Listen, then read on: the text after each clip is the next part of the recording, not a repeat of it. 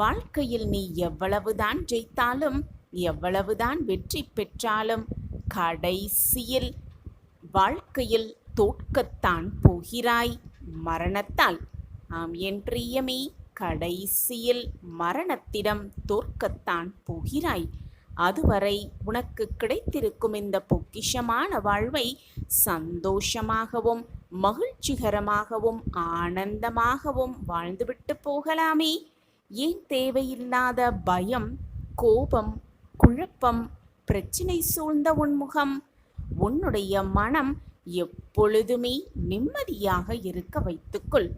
எப்பொழுதுமே நிம்மதியாக நீ இருந்தால் உன்னுடைய வாழ்வும் உனக்கு ஏற்ற மாதிரியே மாறிவிடும். வாழ்க்கையில் நீ விரும்பும் அனைத்துமே உனக்கு கிடைத்துவிடும் என் பிரியமே. அனைத்துமே கிடைத்துவிடும். ஆனால் எதுவுமே உனக்கு நிரந்தரம் இல்லை என்ற மாபெரும் உண்மையை எப்பொழுது உணர்ந்து கொள்ளப் போகிறாய்?